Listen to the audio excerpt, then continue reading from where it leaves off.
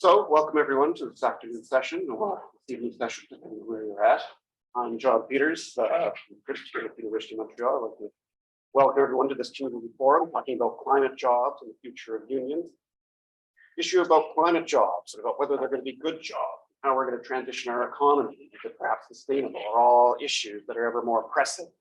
Not only do we keep seeing all the bad news, but every scientific report talking about how the climate crisis is getting worse and we're not doing enough.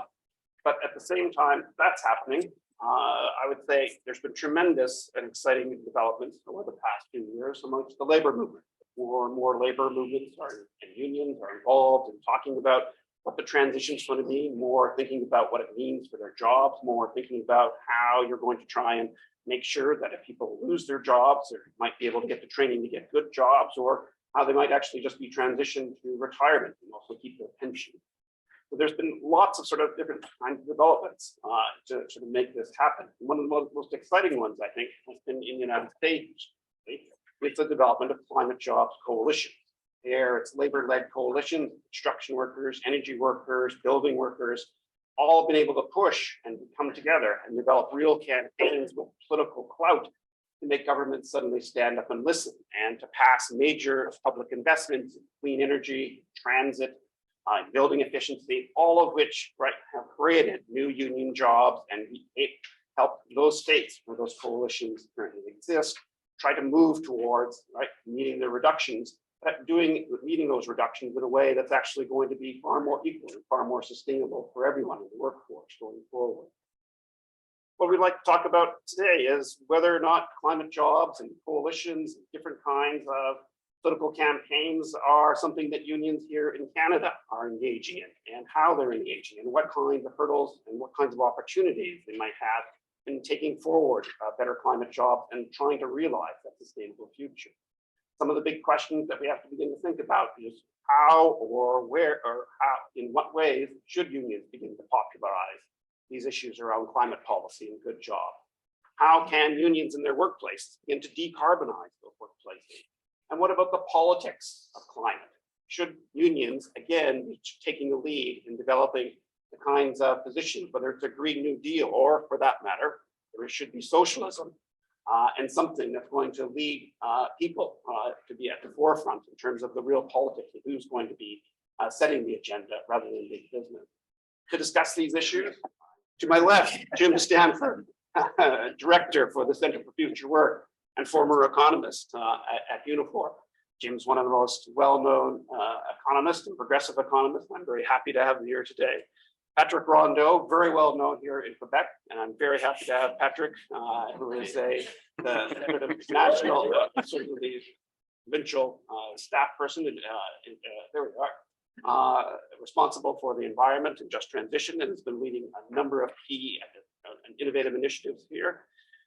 We also have Simon Lavigne, who's the national staff representative for UNIFOR and research, and Julee Sanderson, the first vice president of CUPW, Canadian Union of Postal Workers. Thanks very much for all being here, for joining us today. So to begin, I guess the first question is, should labor be leading, or should they be the passenger, or should they have a partnership role? What should be the role, you think, Jim? We'll start with you. What should be the role of labor in terms of climate policy? Where should we be thinking about trying to move forward now? Oh, thank you, John, and to all the organizers for making this happen, and the whole CRIMT thing. I'm just still agog at what an unbelievably wonderful group of scholars and activists from around the world gather here, and just an absolute privilege to be part of it. So, John, thank you, and everyone else you worked with on the whole thing, as well as this panel. So, hashtag DA, of course, labor has to be in the lead of it. Labor has to be in the lead of the politics of it in terms of fighting over why there is not a trade-off between jobs and an environmental future. That's a bullshit line that's been used for ages to divide us, and talk to our members and all working people about why the fight for a livable environment, a great environment, is a workers' issue, and we can't represent the interests of working people without taking that part into account. Now, if we win that political battle with working people who make up the majority of society, then we can enforce that outcome on government. But that takes organizing and advocacy and alliance building.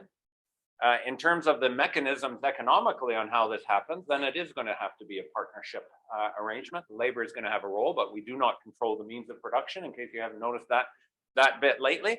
So that means we're going to be negotiating with employers and governments over how the transition occurs and what supports go into it. And I think there's a whole issue. We're all on board with the principle of just transition.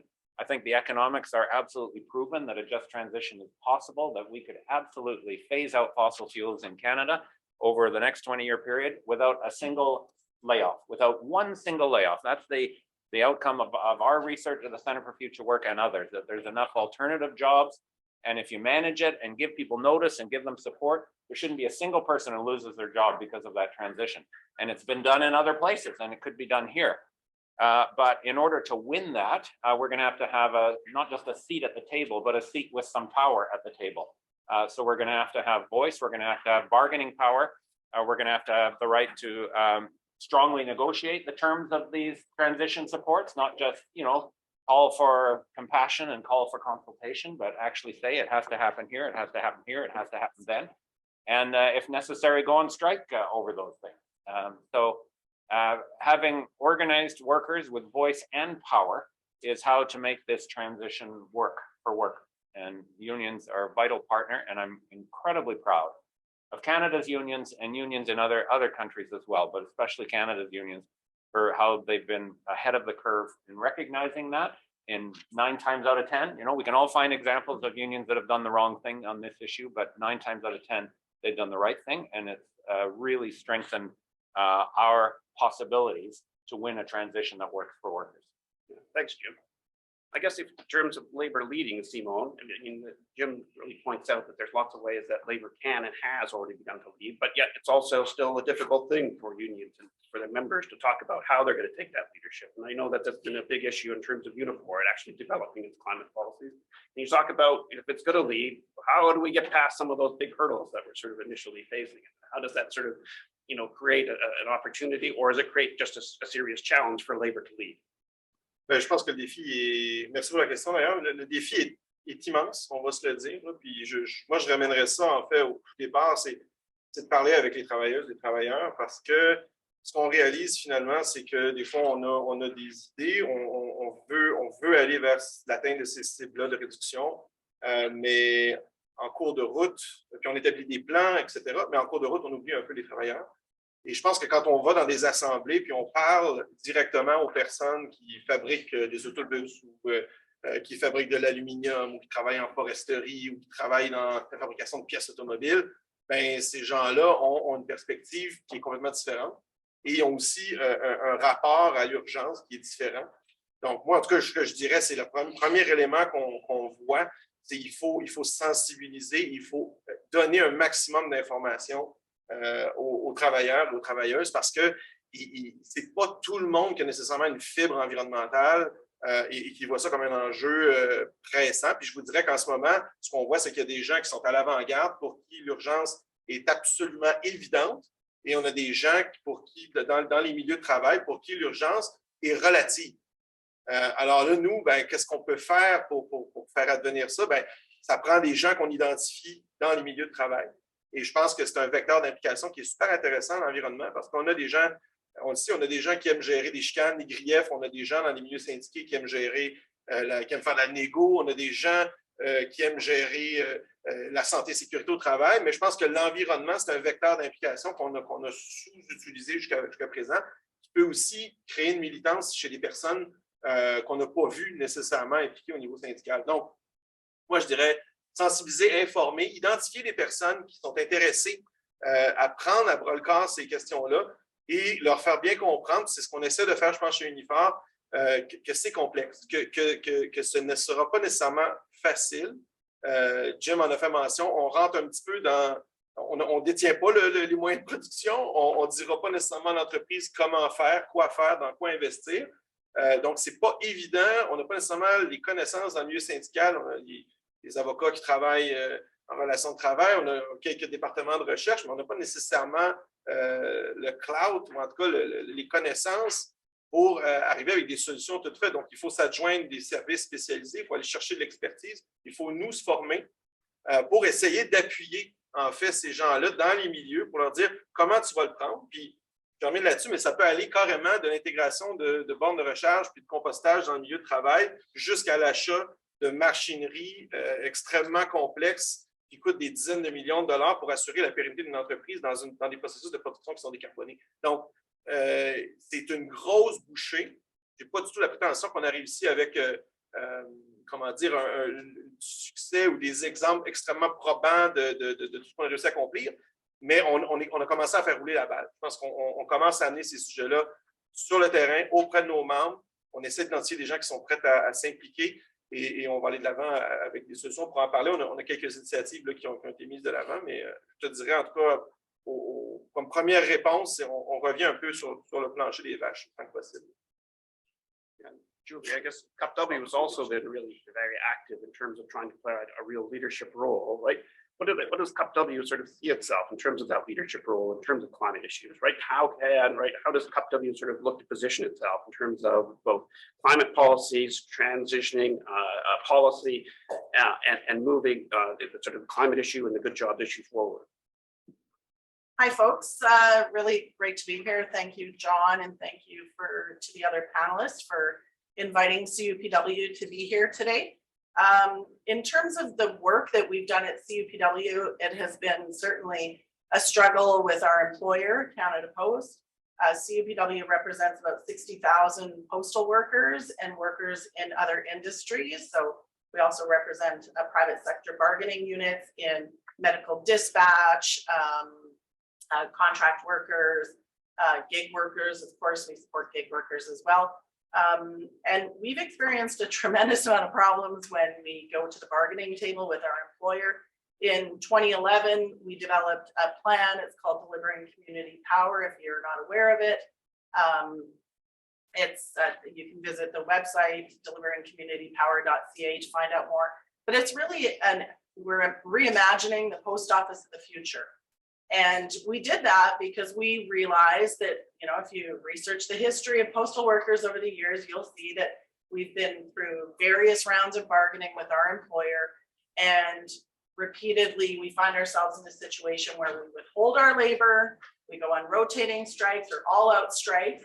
For real societal issues, I can think of course, maternity leave, where postal workers in the 80s went on the picket lines and demanded a maternity leave benefits for working women.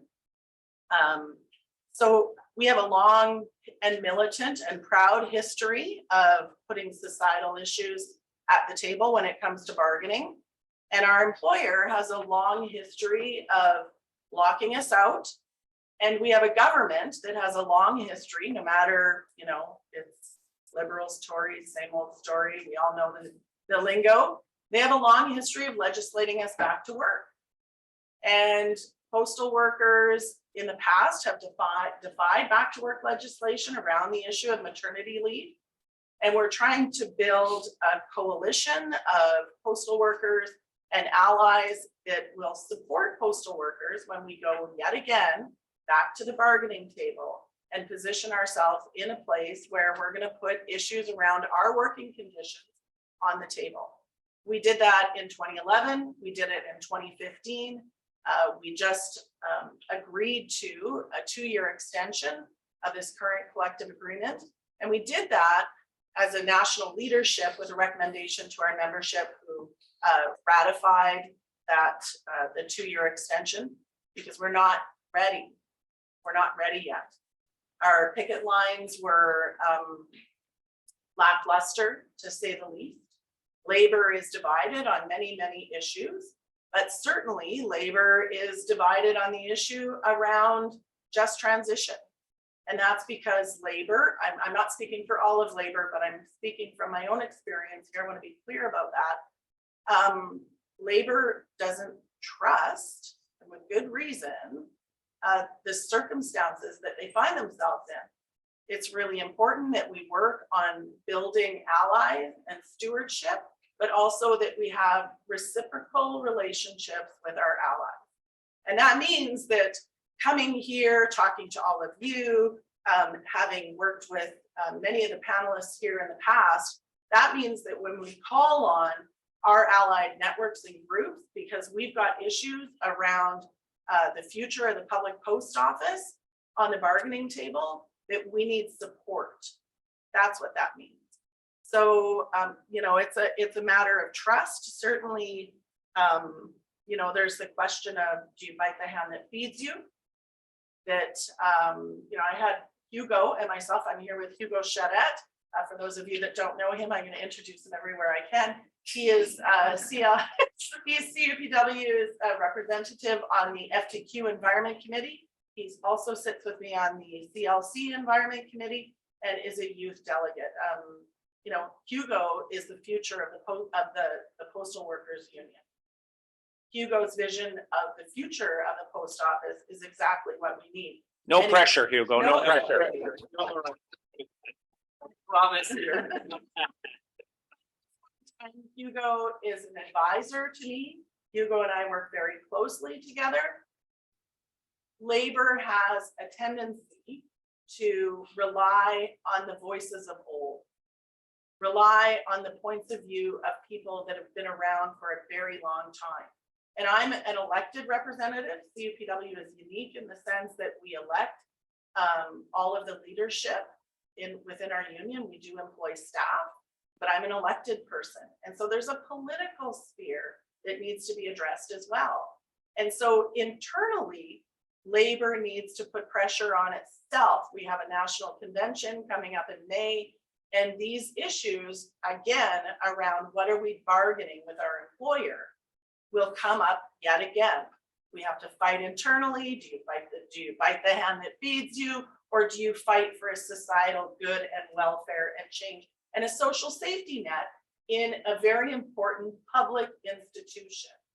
So, you know, I think the material interests of workers will always be in question, and fundamentally, workers and employers are not on the same page, and we cannot pretend that we are on the same page. So respectfully, I agree that we need to be at a table and we need to be heard, and our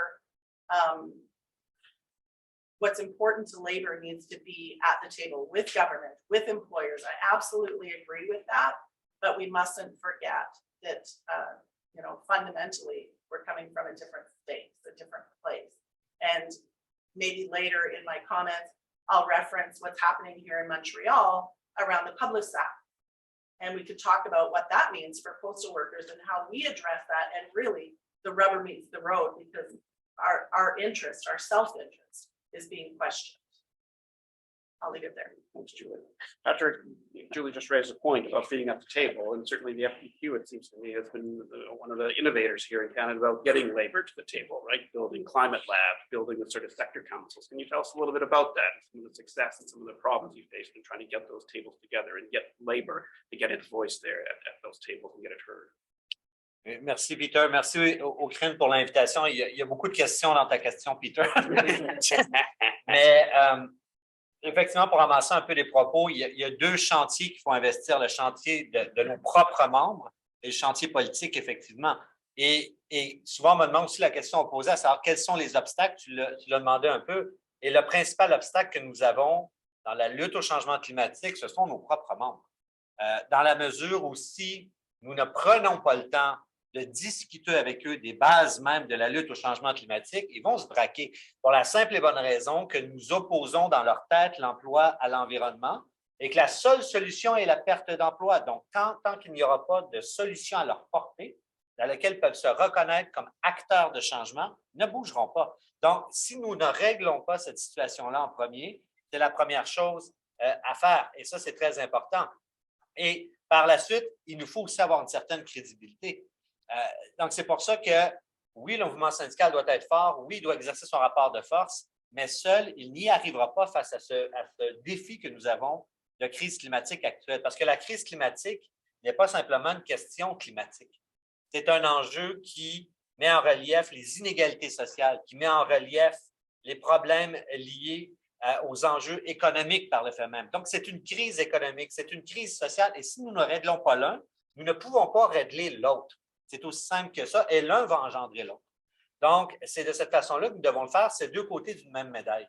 Je donne un exemple très rapide. Au Chili, en 2019, La COP25, donc grande conférence sur le climat organisée par l'ONU, devait se tenir au Chili parce que la présidence était tenue par le Chili. Moins d'un mois avant la COP, il a été impossible d'y aller parce qu'il y a eu un soulèvement populaire. Pourquoi? Parce que les gens se sont révoltés, parce que le prix du coût du billet du transport en commun avait été augmenté de façon importante. On peut dire, oui, mais on ne renverse pas un gouvernement sur ces raisons-là. Mais ils l'ont renversé parce que c'était la goutte de trop. Et c'était un issue et un enjeu de transport pourtant. Et la COP a dû être déplacée, et ainsi de suite. Donc, et là, et le Chili a plongé en crise sociale une fois de plus, malheureusement. Donc, tout ça est interrelié d'une certaine façon, et c'est comme ça que nous devons l'amener en tant qu'acteur syndical, parce que nous sommes un acteur de changement social à la base, et c'est notre façon de l'amener. Maintenant, une fois qu'on a réglé ça, le problème que nous allons toujours avoir, c'est d'apporter au gouvernement ce concept de transition juste, qui ne signifie pas, soit dit en passant, de simplement accompagner les travailleurs et les travailleuses vers le changement ou lorsqu'ils perdent leur emploi, comme un membre des métallos m'a déjà dit, assez crûment, m'a dit, je ne veux pas que tu t'organises pour que je mieux perde ma job, je veux que tu t'organises que je ne perde pas ma job. Et ça nous donne l'ouverture de dire, OK, mais toi, tu es prêt à faire quoi pour que je t'accompagne pour que ça n'arrive pas? Donc, je rejoins aussi, Jim, que ce n'est pas à propos des pertes d'emploi, la transition juste. Mais si on dit ça, ça signifie qu'on doit en amont préparer les terrains, outiller, mettre des solutions à la portée des travailleurs et des travailleuses basées sur leur propre expérience et qu'ils aient voix au chapitre. Une de nos collègues au Canada, au CTC, au CTC, nous dit souvent que les travailleurs et les travailleuses doivent être autour de la table. Et si nous ne sommes pas autour de la table, c'est parce que nous sommes sur le menu. Et c'est tout à fait vrai. Donc, ça, c'est important. Et d'être autour de la table ne signifie pas de collaborer. Là, c'est important. Ça signifie de pouvoir avoir une voix et de pouvoir s'exprimer de cette façon-là et d'établir notre rapport de force. Sinon, nous sommes simplement absents. Donc, à partir de là. Donc, mais une fois qu'on a dit ça, ça reste conceptuel, la transition juste. Et les gouvernements, ce qu'ils cherchent, c'est des exemples concrets. Et c'est là où nous devons, par nous-mêmes, démontrer comment nous pouvons prêcher par l'exemple. Et c'est là que la FTQ tente, depuis 2019, de faire des projets pilotes en entreprise, dans les milieux de travail, je n'aurais pas dit entreprise, dans les milieux de travail, que nous appelons des laboratoires de transition juste, où nous commençons avec 4 conditions. La première des conditions, c'est est-ce que les deux parties, que ce soit employeurs ou employés, sont conscients de la crise climatique? Et ça a l'air bête comme question, mais il faut poser la question. On serait surpris des fois à quel point les gens sont conscients des catastrophes climatiques, des catastrophes météorologiques, mais ne sont pas capables d'expliquer les causes, ne sont pas capables d'expliquer qu'est-ce que c'est un gaz à effet de serre et ne font pas le lien entre l'activité humaine, leur travail et la crise climatique.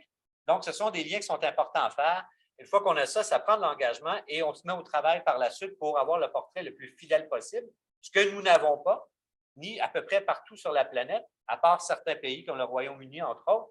C'est-à-dire, nous ne savons pas quels seront l'impact des changements climatiques sur les emplois par secteur d'emploi. Nous gouvernons à l'aveugle au niveau des gouvernements, bien pas nous, là, mais ils gouvernent à l'aveugle. Donc, sans que nous ayons ces données-là qui sont cruciales, nous ne pouvons pas mettre en place des plans de décarbonation et nous ne pouvons surtout pas adresser la question de la mise à niveau des compétences et des nouveaux emplois. Et pourtant, les gouvernements veulent tout le temps commencer par ça, parce que c'est beaucoup plus intéressant pour le gouvernement de dire notre gouvernement a créé tant d'emplois qu'en étant rigoureux et conséquent, nous avons fait le travail, oui, il y a eu des pertes d'emplois, nous nous sommes occupés des gens, mais nous avons agi.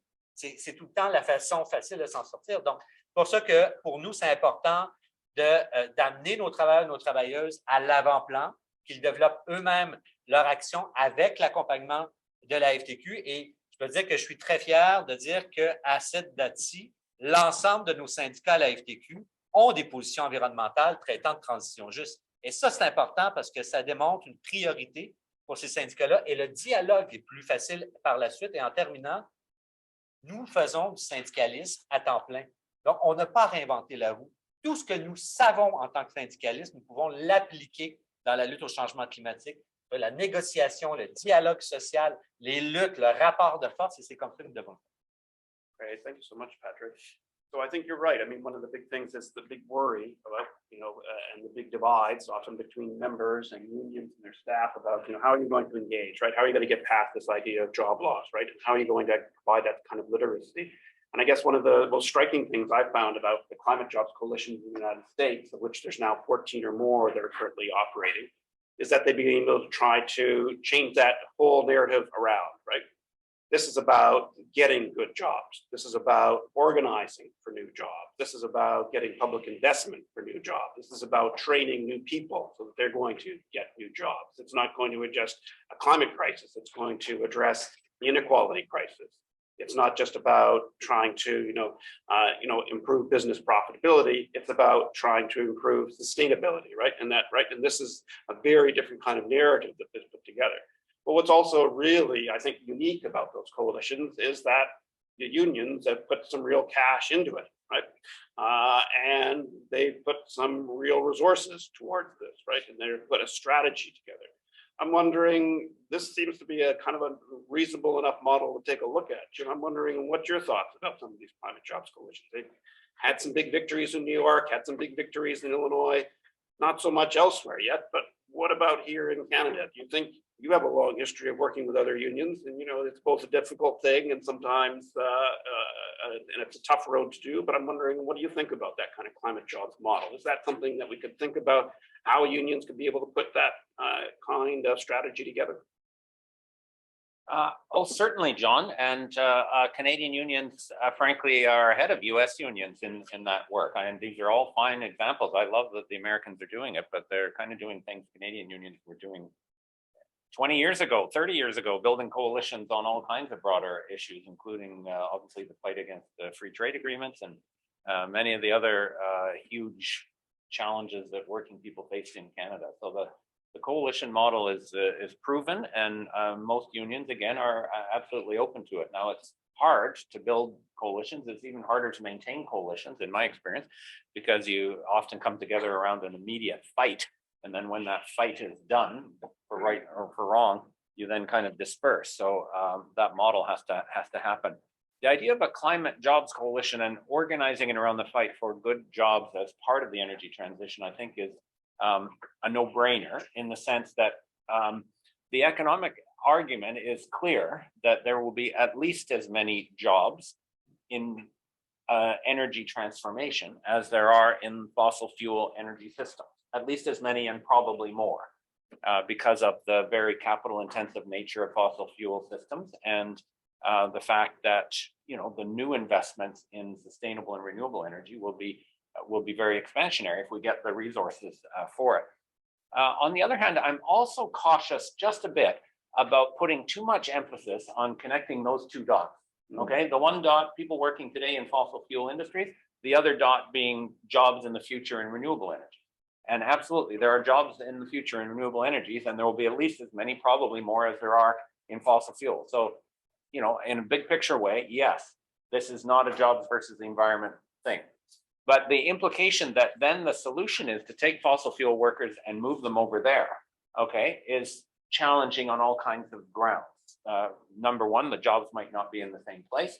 Number two, the jobs might not require the same skill, okay, but you can support those transitions with retraining and so on. Number three, the jobs might not be of equivalent quality, okay? So part of the struggle around green jobs is to make sure that green jobs are good jobs, so that they have union representation and stable hours and union and living wages and good benefits. And not all green jobs do. In fact, because of some of the sort of privatized, contracted out business models around the so-called green energy revolution, especially the smaller scale things that go on, or the more decentralized things, then the jobs may actually not be good at all. So part of the picture there has to be the fight to make good green jobs good jobs and make them union jobs. The other piece of it, frankly, is a fossil fuel worker who is looking at another work might just be interested in something completely different. So I think we narrow our scope unduly when we say we just have to move these fossil fuel workers into green jobs, because the fossil fuel industry, our research has shown, has less than 1% of total employment in Canada. Less than 1% of employed people in Canada work in direct fossil fuel jobs. Way smaller than the Canadian Association of Petroleum Producers propaganda would have us believe. And there may be 1% and a bit in the renewable jobs, but that leaves 98% of the jobs somewhere else. Why on earth would we leave out the other 98% from the transition package that we're imagining. So I think, an even more appealing vision that these coalitions could be taking on is one that recognizes the full range of opportunities for change and transition and adjustment that fossil fuel workers have.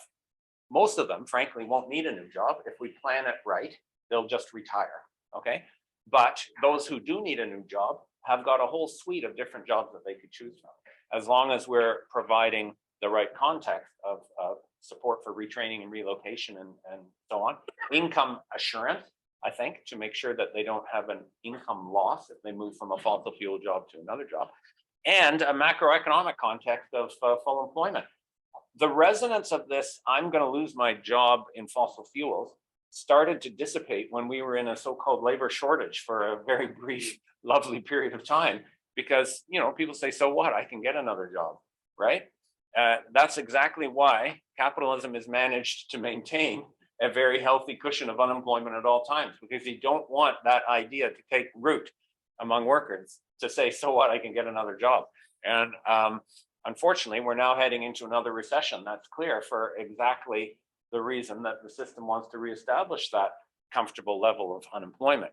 And so fighting for a full employment environment where the right to decent work is reestablished is part of the thing as well. Because if you've got high unemployment and desperation everywhere, then the opposition from people who work in fossil fuels to any type of change is going to be so much more intense than it would be in an environment where people start to think, I know I can work, I'm not so worried about that. I think that's the big issue. Of course, it's not just in cases of renewable energy or in fossil fuels, right? But we're also thinking about how do we transition particular kinds of sectors, whether that's in the auto sector to electrification, and whether that's going to mean for EVs, or in forestry, how is it going to become more sustainable? Simone, I know UNIFOR has been dealing with these kinds of issues and thinking about what a climate job is going to look like, or a green job is going to look like in auto or in forestry. And I'm wondering if you could talk a little bit about that, about how you're beginning to conceptualize those kinds of transitions there, and not necessarily in the sense of sort of winning a sort of a climate jobs or more renewable energy, but actually thinking about creating more sustainable types of industries, especially in both forestry and auto. Oui, merci pour la question, John. C'est effectivement, ce sont des secteurs dans lesquels on essaie de faire avancer les choses de la meilleure façon possible. Je reviendrai peut-être juste sur la question, tu parlais des coalitions aux États-Unis. Je pense que les cas de figure sont différents. La situation américaine, on n'est pas dans la même réalité, en tout cas au Québec certainement, au Canada aussi. Les taux de syndicalisation, il y a cette volonté à travers ce qu'on voit aux États-Unis, dans le fond, d'un peu de légiférer des conditions, finalement, en l'absence d'acteurs syndicaux qui sont capables de les faire advenir par des rapports de force qui sont inexistants. Là où, par contre, je trouve quelque chose d'intéressant aux États-Unis, c'est cette dimension des conditionnalités qu'on impute au financement. Quand on regarde, par exemple, l'Inflation Reduction Act, où on va aller dans des législatures des États, puis on va dire, cet argent-là que tu as eu du gouvernement fédéral pour électrifier les flottes d'autobus ou pour construire des infrastructures vertes, ben, il va falloir que ce soit des emplois syndiqués, il va falloir que ce soit des bons salaires, etc. Je pense que ça, au Québec, c'est une discussion qu'on n'a pas. On n'est pas tellement là. En même temps, la nature de nos relations avec les employeurs, le gouvernement est différente. Mais moi, je trouve qu'il y a quelque chose là dont on pourrait clairement s'inspirer. Et je vous donne juste l'exemple, je fais un petit aparté, mais le constructeur d'autobus Lyon au Québec, c'est un peu bizarre qu'on se fasse approcher, nous, chez UNIFOR, par des collègues aux États-Unis qui nous disent que Lyon est réfractaire pour son usine à Joliette, en Illinois, qu'elle va construire pour desservir le marché américain, envers ces community associated benefits, les espèces de bénéfices associés aux investissements fédéraux. Donc, on a une entreprise ici qui est quand même relativement, on va dire, chouchoutée par les gouvernements et les deniers publics et qui se ramasse aux États-Unis et avec des gens qui se disent, bien, ça vient du Québec, il y a le Fonds de solidarité, il y a le Fonds d'action, c'est sûr que ça va être excessivement pro-syndical et on réalise que ça ne l'est pas tellement. Donc, je ferme la parenthèse là-dessus, mais au niveau des conditionnalités, je pense qu'on a du travail à faire et on pourrait aller plus loin là-dessus.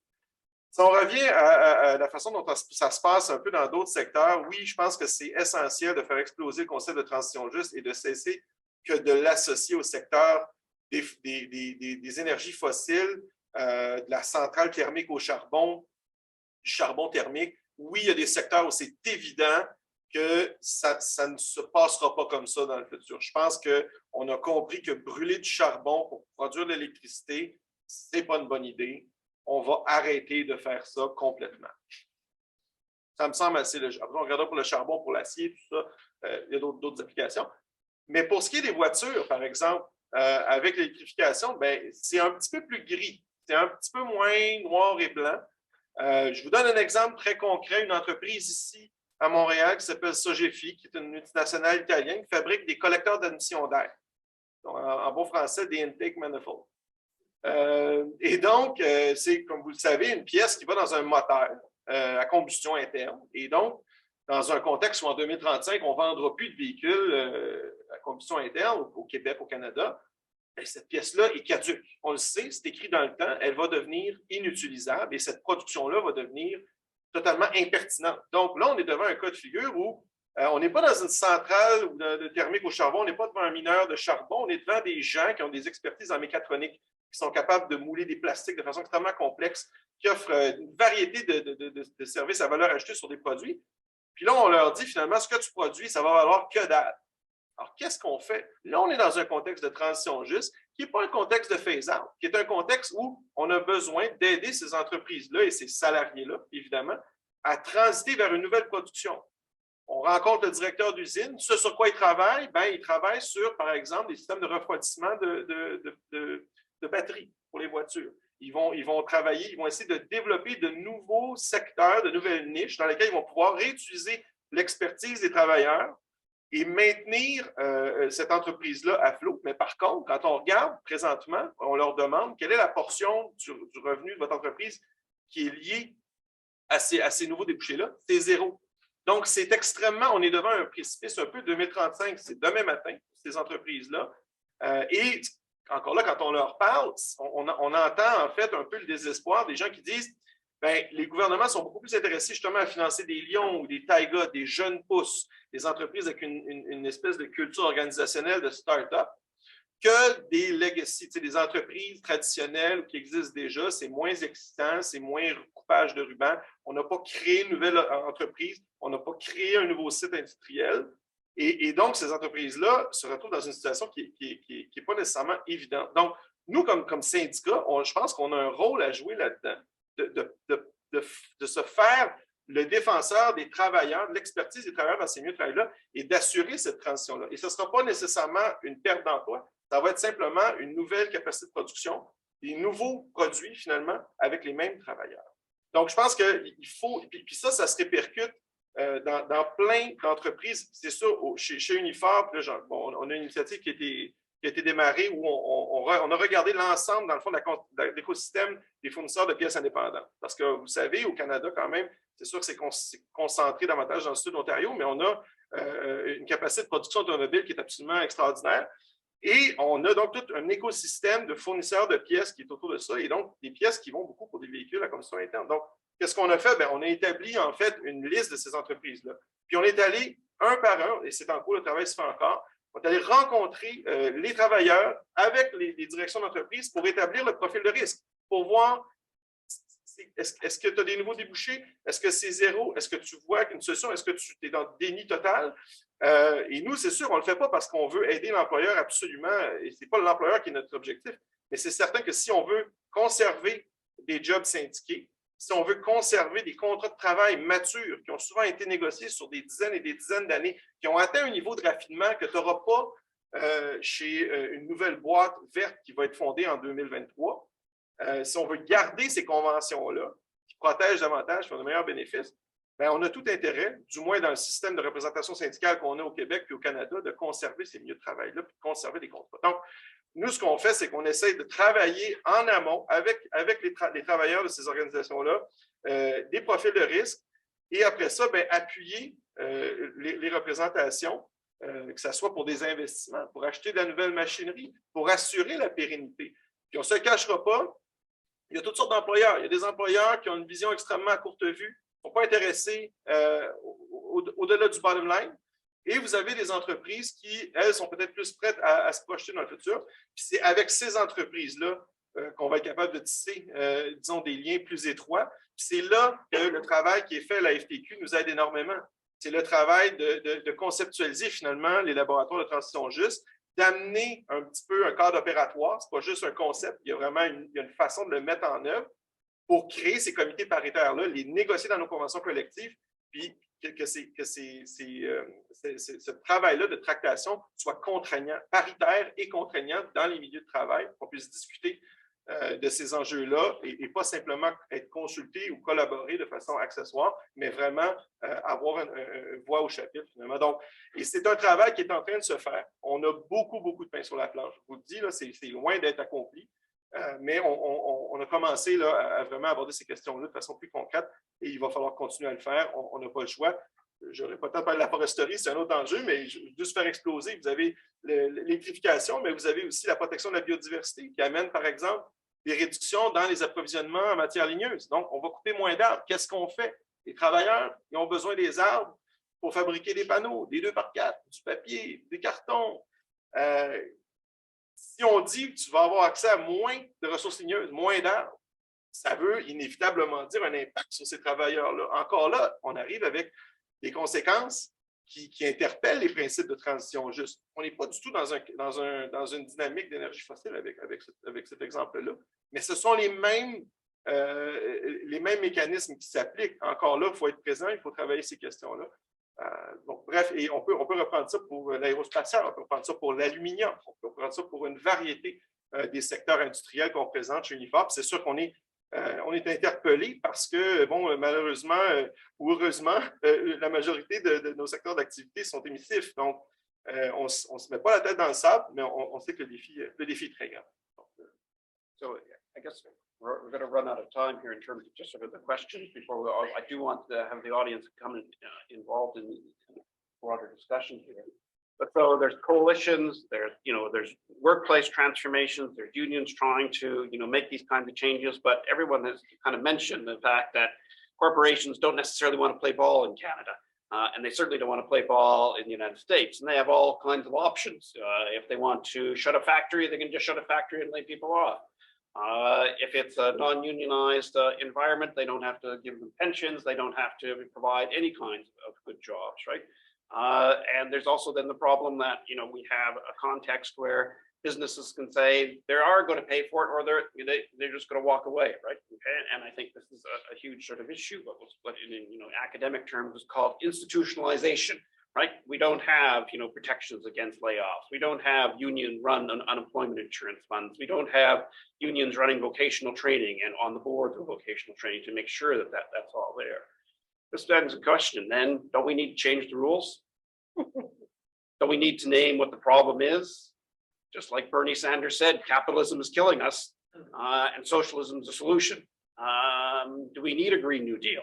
Do we need a politics? And I think these questions, I know, everyone's busy and you go, Jesus, we can't do this. We can only do our own thing. But there was a time where labor movements, that was their thing, right? Creating their own parties, right? Creating their own political systems, making sure they had the numbers where they could win elections. And they didn't make bargains with capital, right? They made capital bargain with them.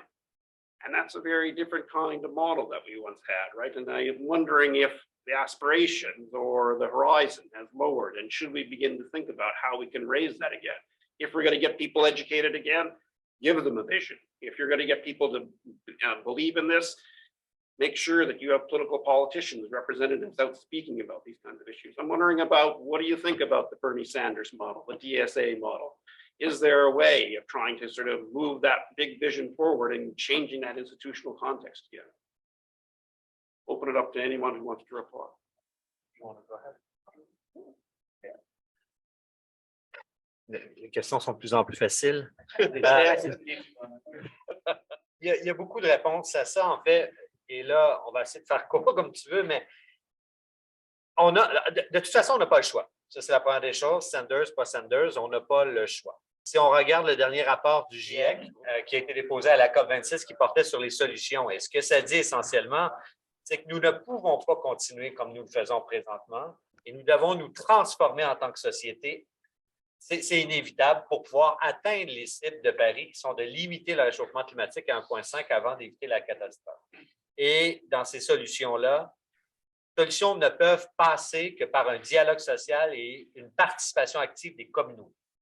So what was I saying is that in the last IPCC report that's been published or presented at COP26, it's very clear that we cannot go on like business as usual. It's impossible because we're on our way to go through 1.5 sooner than later. And then we won't be able to do anything. And the only way that we can reach those targets is by social dialogue and by the participation of participants, active on equal level. So if we don't do that, people are going to block, resist, and we're all fucked up. No? So, pour besoin de traduire ça. Donc, effectivement, il y a une préoccupation à ce niveau-là, donc socialisme, capitalisme, etc. Donc, on n'a pas le choix. Une fois qu'on a dit ça, ça demeure compliqué parce que nous demeurons dans un système capitaliste, demeurons sous des gouvernements qui nous disent continuons, qui ne veulent pas changer nécessairement quoi que ce soit. Donc, nous n'avons pas le choix que de bâtir un rapport de force. Et le rapport de force ne sera suffisant que si nous regardons dans notre rétroviseur et nous savons que les gens nous suivent. So, governments will, the main problem that we have is that governments are just going to keep on, and saying, let's do this business as usual. And the only way that we could change anything is by having power balance. But for having power balance, we have to look back in the mirror and ask ourselves, do people are following us? If not, we don't have balance of power at all. So we can cry all around, shout in the street, but at the end of the day, it doesn't change a thing. So we have to move in the between, So, donc, pour nos membres, pour un syndicat, ça signifie, pour s'assurer que nos gens nous suivent, il faut pouvoir parler le même langage qu'eux. Donc, c'est sûr que si, par exemple, la FTQ rencontre ses membres et prend des positions radicales contre le capitalisme, nos membres vont dire, vous faites quoi là? On ne comprend pas. Donc, mais si on leur parle du rôle qu'ils ont à jouer, qu'on leur dit effectivement que la croissance économique actuelle ne fonctionne pas, qu'ils comprennent bien les problèmes de consommation et de production, on commence à avoir un dialogue avec eux. Et la clé, elle est là, c'est d'avoir un dialogue avec eux et non pas simplement leur mettre dans la tête qu'il faut que ça change à tout prix parce que s'il n'y a pas encore une fois de solution à leur portée, ils ne réagiront pas. Donc, if we go on, for a union like the Quebec Federation of Labor and going out and crying out loud to our members that we have to beat capitalism tomorrow, they're going to look at us saying, are you crazy? What are you talking about? So we have to be on the same level as they are.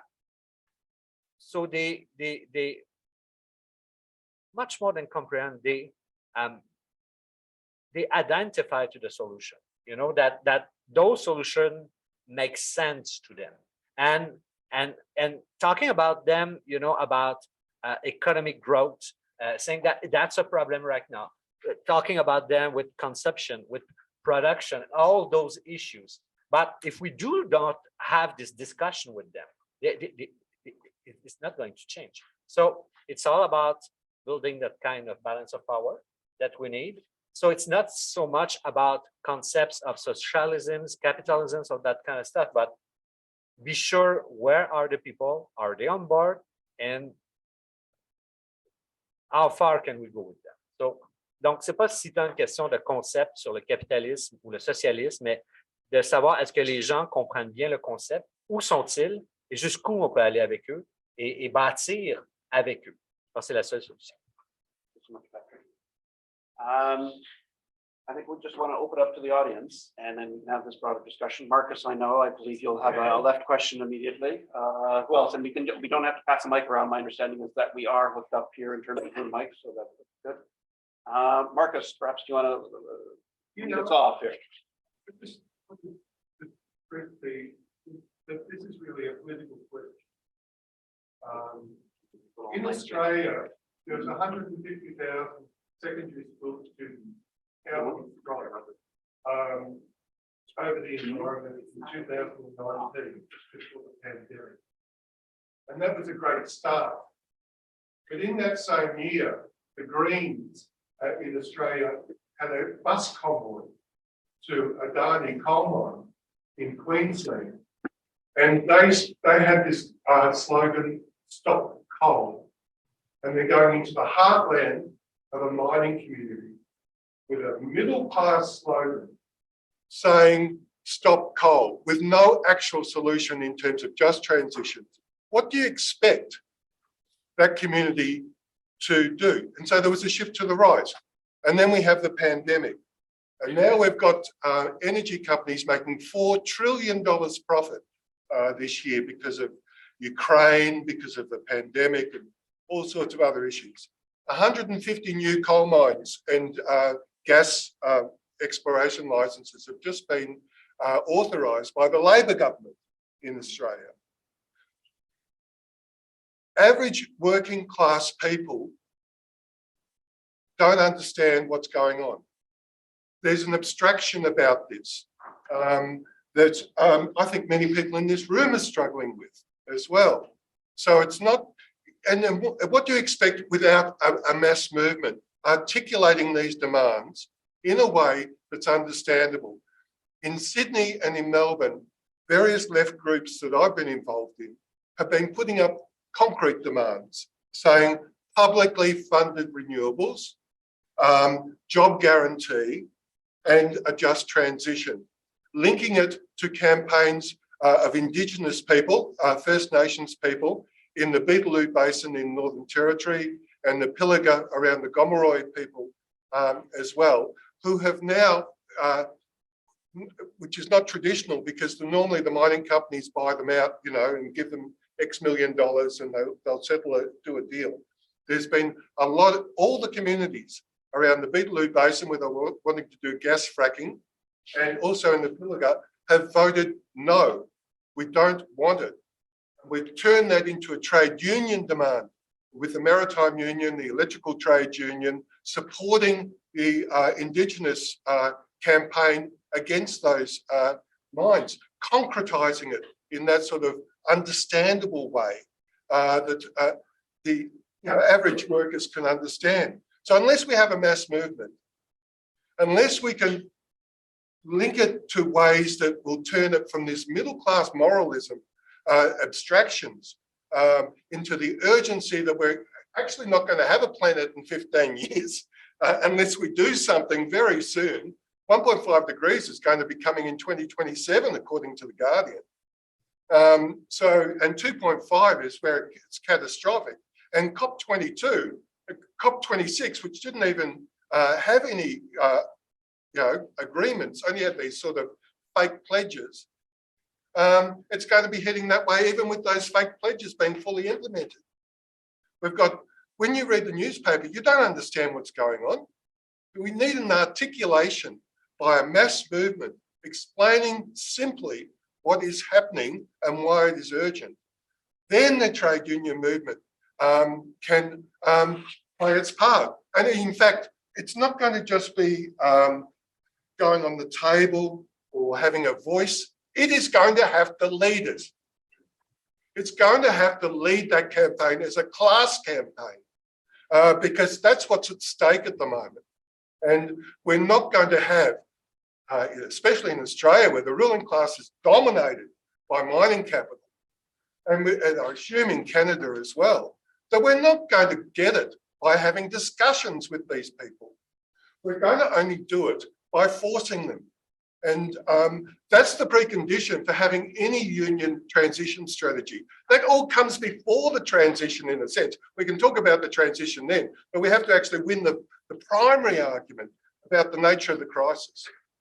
Marcus makes a very passionate point about mass mobilization and class struggle, but let me just get to a couple of other questions and then we can kind of respond and go around. So there are a couple other questions. I saw a hand at the back and I also see there's a question online, if I'm not mistaken as well. So, and please just give your name quickly and perhaps your institution. I'm from HSC, PhD at the moment.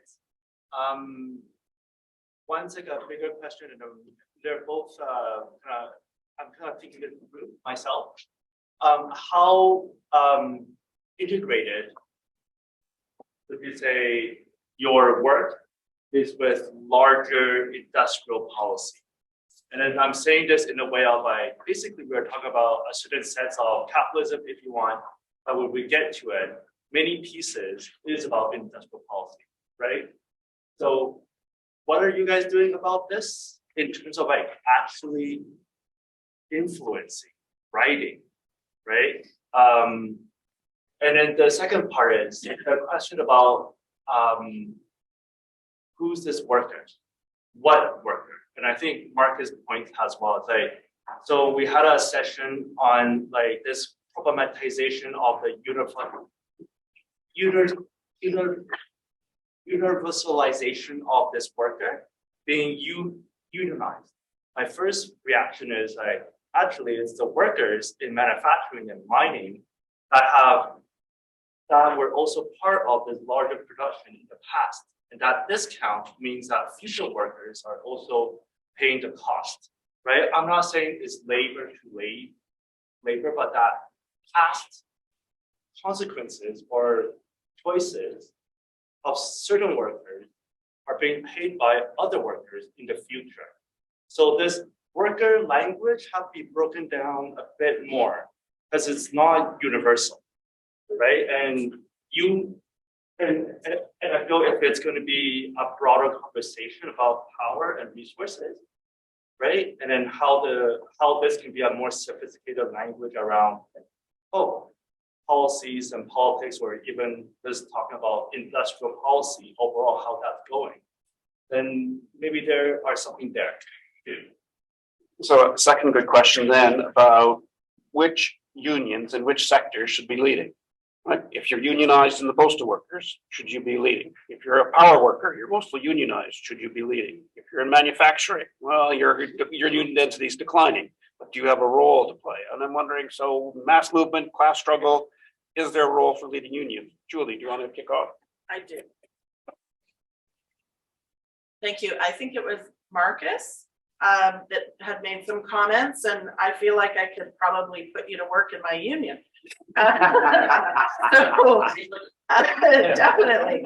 And we're all workers. Let's be clear about that. We are all working people.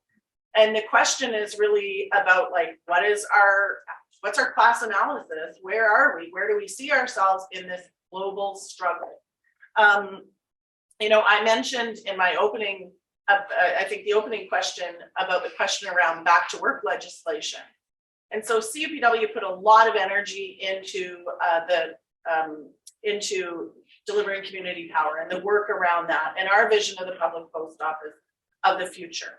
Now we're putting our sort of our money where our mouth is, if you will, and we have people across the country, across Canada and Quebec, that are working on a campaign that's called Building Worker Power.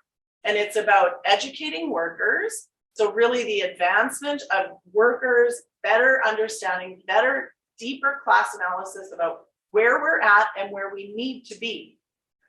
I've been invited and spent some time, Hugo was with me. He goes everywhere I go.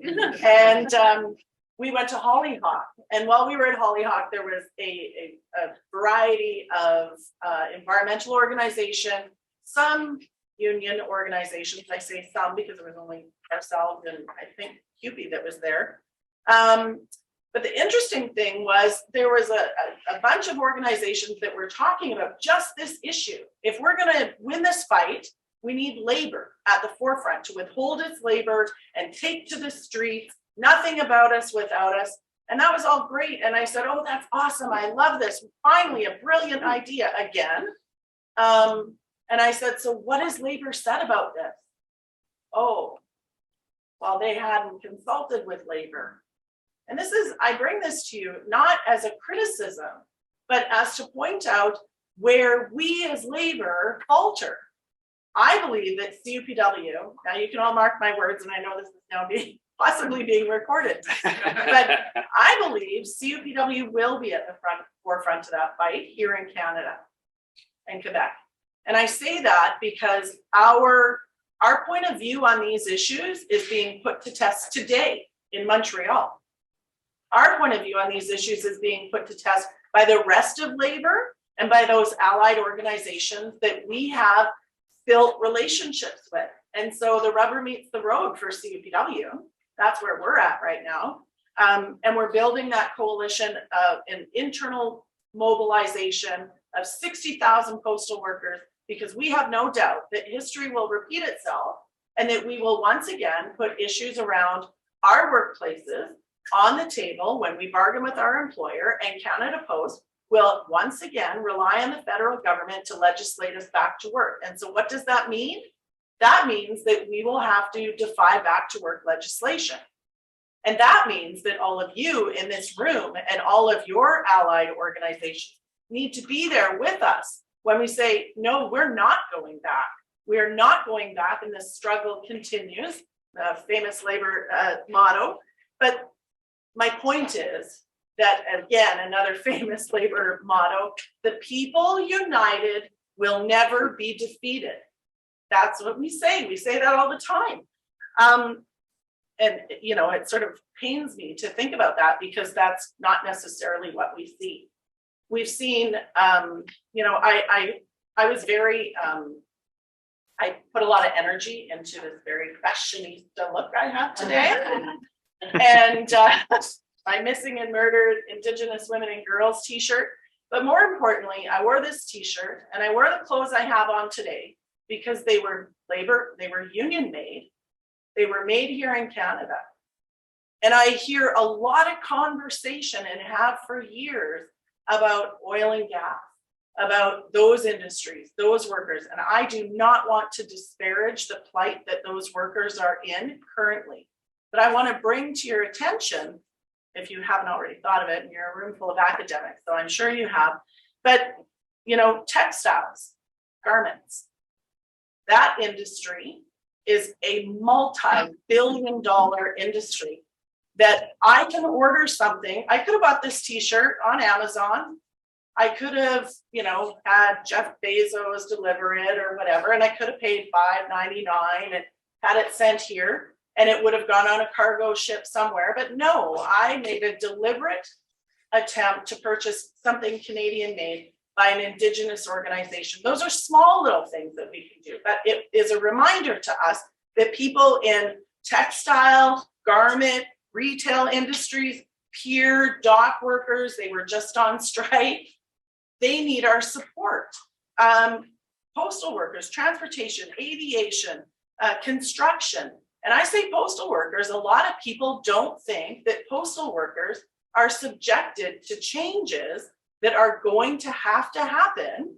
But what's happened with the Public Act reminds us that yes, in fact, we will, which is what we've been saying all along. So my plea is that when we are out there and we're saying we need support, that we can rely on those people and those organizations that we've made connections with.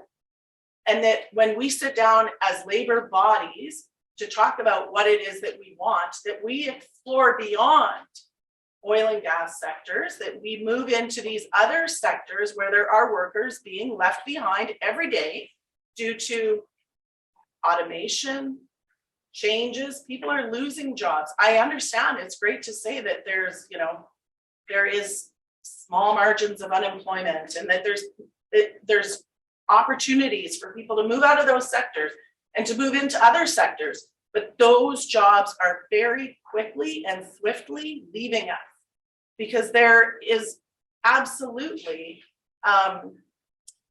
there's another mandate for employers, that is to reduce the number of employees that they have. We're seeing that in our workplaces through continued introduction of automation, and other workplaces are feeling that crunch as well. So this is a global issue, obviously, but we need to think about bargaining shorter work weeks so that there are spaces in our workplaces. I would 25 years ago when I started working at Canada Post, I was told that the introduction of automation would mean that I would have more time in my 8 hours of rest. And guess what? That is not the case, folks. So I think that we should be negotiating shorter work weeks. I think we should be absolutely thinking about these things. We need to be at the table for sure. And we need to understand collectively that our fight will need to be taken to the streets. And without that, we're gonna remain where we're at currently, because I don't have a lot of faith in what's happening globally. Hugo and I are going to COP. We've been to COP. I've heard the same commitments at COP. Oh my gosh, we're going to Sharm el-Sheikh, where like 2 COPs ago, we were out on the street, there was thousands of people protesting. I don't know if I can protest this time. We're being silenced. And so that's what's happening to working people all the time, is we're being silenced. And we have to, Patrick said it best, if we're not at the table, we are on the menu, and that is happening. It's creeping up and we're not seeing it, but it's happening. So I really thank you, Marcus, for the question, because I think it is absolutely, it's the fundamental question that is going to be faced by all people, and we're all working people. Thank you. Jim, I know you have thoughts about the politics. What's the strategy? You've got 2 minutes. Julie was spouting old Labor slogans, so here's my old Labor slogan. Educate, organize, mobilize. I'm all for socialism. I'm all for challenging capitalist hegemony, etc. But like Patrick says, if we don't have a movement behind us, we're just gonna, be another band of, know-it-alls out there by themselves. So step 1, educate. So we have to talk to union members and all workers about why climate change matters and how it can be addressed without them losing their job. That is a key part of the education task, that there is an alternative. And then organize, build the unions and union power and coalitions, because it can't just be the unions. And then mobilize, pull the lever at the bargaining table, in our workplaces, at our industry level. The question about industry policy was very important, because imagining how the economy is reconstituted is absolutely about industry policy. And we need to have a vision for how we can build high-tech, innovative, good job industries that offer lots of promise. If we position the adjustment to climate change as austerity and belt tightening and having less, we're gone, we're done. So it has to be about building more and having better jobs and a better life. And industry policy is part of that, as is elections. So there's my old slogan. I like it. Questions? We got a few. Okay. La couleur française, donc je m'appelle Élise, je suis à l'Université Laval. On entendait tantôt Patrick Simon parler des défis, des questions de base qu'on revisite avec les membres, avec les entreprises au niveau des effets de gaz à effet de serre, les choses qui nous semblent très de base. On assiste à une rencontre entre peut-être une génération de travailleurs qui sont éco-anxieux, qui sont de l'autre côté du spectre. Je me demande comment vous envisagez la rencontre de ces travailleurs-là pour l'action collective, la concertation, comment ça se passe au niveau du terrain, quel est le rôle du syndicat à ce niveau-là entre la rencontre de ces travailleurs qui nécessairement n'ont pas le même niveau d'urgence, même, je dirais, n'ont pas le même dialogue par rapport à la crise climatique. Qu'est-ce que vous en avez à votre regard là-dessus? À quoi ça ressemble? Est-ce que je finis? On a parlé un peu de l'impasse qui est les gouvernements provinciaux et fédéraux comme alliés dans la lutte climatique. Puis, on a aussi l'impasse avec nos employeurs qui sont des petits cheap bastards. Alors, entre les deux, est-ce qu'il existe des lieux de pouvoir qui sont en place, qui peuvent être des alliés dans la création d'initiatives de transition juste? Je pense aux municipalités, à certains regroupements, des choses comme ça. Y a-t-il des endroits où est-ce qu'on ne nous attend pas parce qu'on est habitué d'être toujours au TAT ou d'être en train de faire du lobby? Y a-t-il des endroits où est-ce qu'on peut aller chercher de leverage contre nos propres employeurs? Et voilà, peut-être Patrick Simon. Ben oui, effectivement, Philippe. Je pense qu'on a, notamment grâce au travail qui est fait par Patrick, la FTQ, je pense le mouvement syndical en général au Québec, Un cas très concret, on est en train d'amorcer des discussions avec la Ville de Montréal pour l'Est de Montréal, pour le secteur pétrochimie. On a une grappe importante. On présente des gens qui fabriquent des plastiques pour faire des bouteilles, qui raffinent du pétrole dans ce secteur-là. C'est un secteur qui est quand même important pour l'industrie et l'output industriel montréalais. Mais on a remarqué quand on a rencontré les personnes qui s'occupaient du développement durable et de la décarbonation à la Ville de Montréal, il y avait probablement une administration progressiste, on va se le dire, il y avait une écoute puis une compréhension, puis une volonté d'aller chercher l'information auprès du terrain, auprès des travailleurs, auprès de ce qu'ils vivent, auprès de ce qu'ils ont comme anxiété. Donc ça, c'en est un, par exemple, on le voit au niveau des acteurs municipaux, il y a clairement une volonté d'aller plus loin, puis nous, en tout cas, on lève la main, on est tout à fait disponible pour leur parler, puis pour travailler main dans la main à trouver des solutions, finalement. Et il y en a des solutions pour décarboner. Il y en existe. C'est sûr que, puis je reviens, la difficulté de la crise climatique actuelle, c'est que c'est un peu un slow-moving train wreck, comme on dit en français, c'est-à-dire que ça se passe très tranquillement. La temporalité de cette crise-là, il faut que tu fasses un effort pour te l'approprier, l'intégrer et la ressentir, je pense, pour vraiment que tu sentes que tu dois agir pour te mobiliser. C'est pas les phénomènes physiques qui vont nécessairement te convaincre en ce moment, on est dans une crise climatique. Donc, à partir de ce moment-là, on voit des gens qui, comme je le disais, sont plus à l'avant-garde, qui comprennent, qui ont intériorisé l'importance de cette lutte-là, et qui vont rapidement de l'avant. Mais on n'ira pas plus vite que le dernier de la classe. Puis c'est ça qu'on essaye. Puis je vous dis pas ça en disant il faut ralentir, il faut pas aller de l'avant, il faut attendre. C'est pas un discours qui est passif. C'est juste un discours qui dit il faut aller chercher ces gens-là.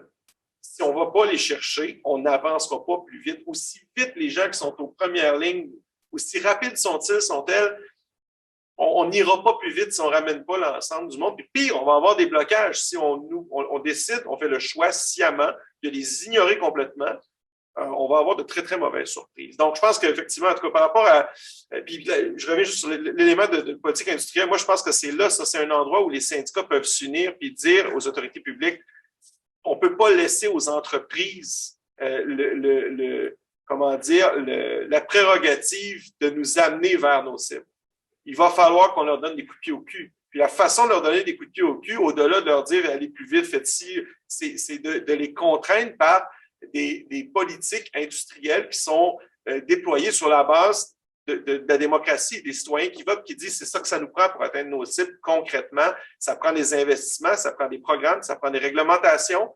On le sait, c'est bien les gestes individuels, c'est génial. Les gens font beaucoup de virtue signaling sur les médias sociaux là-dessus, mais ça ne nous amène pas très loin. Ce qui va nous amener loin, c'est des politiques plus globales, des réglementations plus contraignantes, plus exhaustives, qui s'appliquent parce qu'on n'aura pas chaque jour à faire les choix. Il va y avoir eu des choix qui vont être faits en amont sur la base de délibérations démocratiques qui vont dire c'est ça les choix que tu as. C'est des choix qui sont carbonaux, c'est des choix qui sont plus en accord avec nos objectifs puis notre volonté d'être en meilleure adéquation avec nos écosystèmes. Donc, moi, je crois vraiment que niveau politique industrielle, on a un travail à faire là-dessus. Il y a des partenaires comme la Ville de Montréal, par exemple, et d'autres partenaires dans la société civile dont il faut absolument s'adjoindre.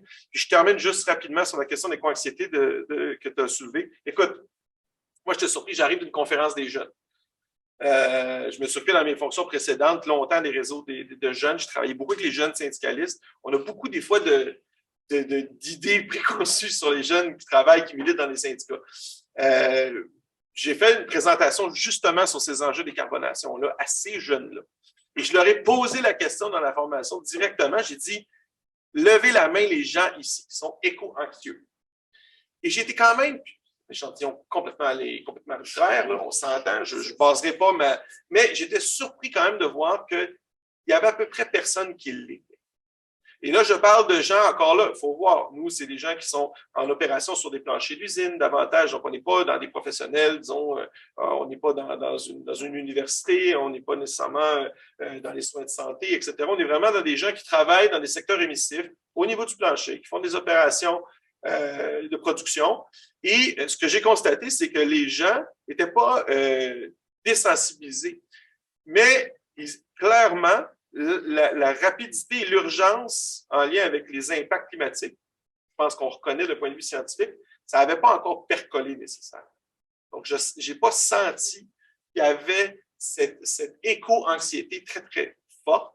Et c'est pour ça, parce que c'est éminemment complexe, toute la dimension énergétique, la dimension manufacturière, les implications de classe sociale, la joute politique, la lutte que Marcus amène, qui est essentielle, mais qui ne pourra pas nécessairement advenir de la même façon qu'on les a vus advenir ces luttes-là il y a 50 ans, bien, il faut qu'on commence à en parler sur le plancher, dans les usines, il faut qu'on en parle dans le cadre d'assemblée, dans le cadre de formation. Je pense que le travail commence davantage là, puis il faut qu'il y ait une capacité de sortie, de prise de solution, puis ça se fait, en tout cas, on travaille, milite dans un mouvement syndical, pour moi, ça se fait sur la base d'un comité qui est lié à la convention collective. C'est l'outil de travail qu'on a. Je dis que c'est le meilleur, peut-être pas, il y a d'autres outils, mais clairement, c'est un endroit où on peut faire advenir des solutions dans le cadre des conventions collectives qu'on a, avec des structures qui sont contraignantes, comme je le disais, qui sont paritaires, avec des gens qu'on a informés, sensibilisés, qui ont cheminé eux-mêmes,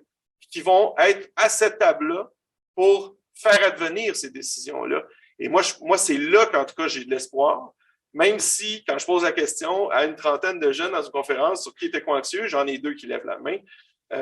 J'ai quand même confiance, mais je sais qu'on a beaucoup de pain sur la planche et il faut absolument avancer, puis le temps presse. Great, thank you. Other questions? Benny. Yeah, Benny from York University. Just wondering, there's been a lot of talk, and I think that always around these discussions, we could argue all day long about who's been most left behind and what sectors are most hurt and what. But I'm wondering, Matt Huber's recent book talks about the need to be strategic in this moment because of the time that we're talking about this urgency.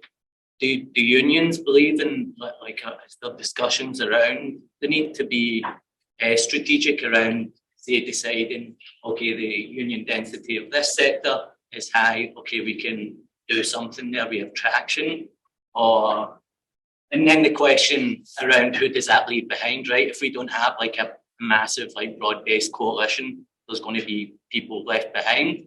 But also, is that a way to kind of connect and build these coalitions? So strategy. Patrick, I mean, you've been working on climate councils, climate lab. These are all strategic decisions, right? Strategic priorities, right? So what's next steps, I guess, are sort of questions in terms of these strategies. Okay, we do have translation back, I think. I think, Yeah, okay. Il y a beaucoup de choses à dire là-dedans. En fait, il y a quelque chose qu'on entend, c'est pas ça que vous avez dit, là, mais ça me fait penser à ça. Je me suis fait poser la question récemment, c'est pourquoi vos membres sont dans le déni? Pourquoi ils ne croient pas qu'on est en... C'est pas vrai. Ils ne sont pas dans le déni. C'est qu'ils n'arrivent pas à expliquer nécessairement certaines choses.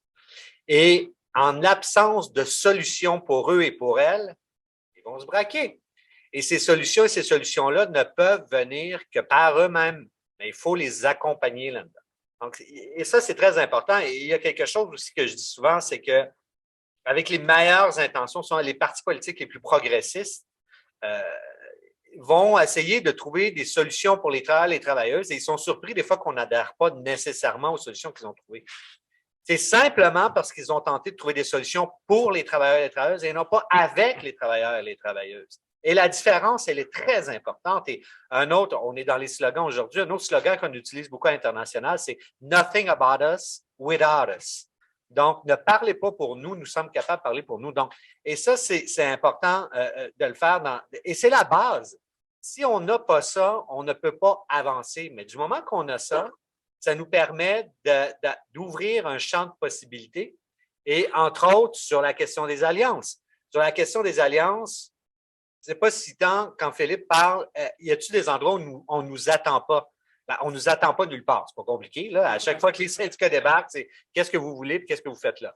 Mais c'est l'inverse. Avec qui nous sommes prêts à aller pour sortir de notre zone de confort pour avoir ces dialogues-là? Ou bien on fait comme on a tout le temps fait. C'est une critique syndicale. Nous nous replions sur nous-mêmes en pensant que nous avons toutes les réponses et nous essayons d'avancer tout seuls. Ou bien on se dit, ouais, ben on n'y arrive pas ce coup-là, puis on a besoin d'ouvrir des alliances pour trouver des réponses et bâtir des plans. Et ça, c'est important. Même les luttes syndicales, souvent, quand un groupe est en conflit, souvent, il va attendre des mois et des mois et des mois avant d'appeler à l'aide. Donc, on a cette culture-là de se dire, on est capable tout seul.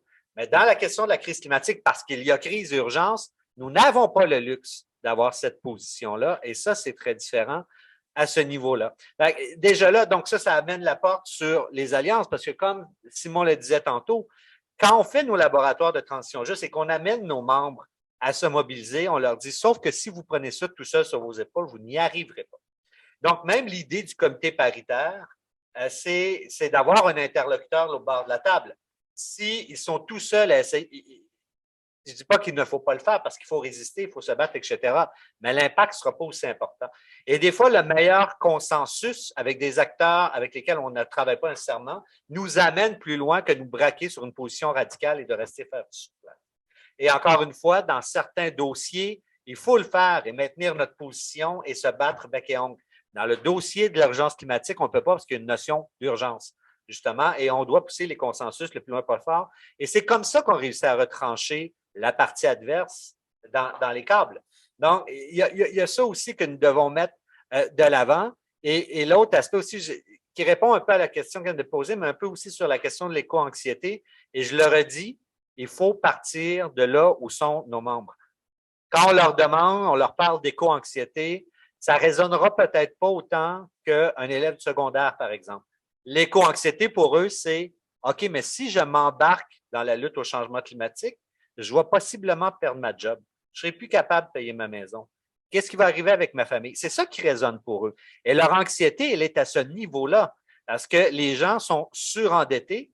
Et encore, je reviens dans des souliers syndicales, et même les luttes syndicales de nos jours avec un taux d'endettement de 187 %, c'est ça le ratio en ce moment, les gens pensent à 2 fois avant d'entrer en conflit, de partir en grève. Donc de les exposer à possiblement ouvrir un dialogue qui pourrait les amener à perdre leur emploi. Ils ne veulent pas. Donc, il faut les faire comprendre, par contre, que si on ne le fait pas, c'est ça qui risque d'arriver. Et quand on est dans la crise, on n'arrive plus à rien régler. Le meilleur exemple, c'est la fonderie Horn en Abitibi en ce moment. Donc, ça signifie qu'on est dans un état de crise en ce moment où on oppose l'économie et la santé des gens. Essayez d'avoir un dialogue là-dedans. C'est pas possible. Mais si ça avait été fait en amont, probablement qu'on arriverait vers autre chose. Et là, il y a toute une liste d'industries qui nous attendent, qui vont être exposées de cette façon-là. Et nous, ça fait depuis 2019 que nous demandons au gouvernement du Québec de créer un groupe de travail pour adresser cette situation immédiatement. On nous répond, oui, mais on n'a pas de charbon au Québec, donc on n'est pas dans l'urgence. C'est ça qu'on nous répond. Donc, ça, c'est une réponse. Et l'autre, la dernière chose, quand je parle de partir avec les gens, il faut tout le temps garder en tête que nous qui faisons ce travail-là, nous avons un bagage, nous avons avancé, nous avons une réflexion. Mais les gens qui on s'adresse ne l'ont pas fait, ce cheminement-là. Et il faut tout le temps le garder en tête, parce que si nous partons de là avec eux en espérant qu'ils soient là avec nous, ils ne le seront pas. Ils vont juste se dire, pour qui elle se prend cette personne-là, puis c'est qui ça venir me dire, et ainsi de suite. Et là, c'est fini, ça vient de s'arrêter là. Donc, il faut tout le temps se dire où j'en étais, moi, au jour 1, et comment j'aurais voulu qu'on m'approche sur ces enjeux-là.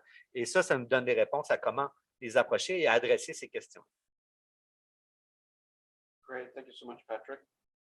Thank you so much to each of you. I think those are all good ideas. You want to educate, you want to mobilize, and you want to be strategic and be smart about how you do all of those things, especially in terms of moving forward. Really want to thank all of you for your comments. I want all of you for your insights, right, as well as for your patience. And I also want to thank everyone for joining us here today. So thanks very much for joining us. Hopefully you hear more.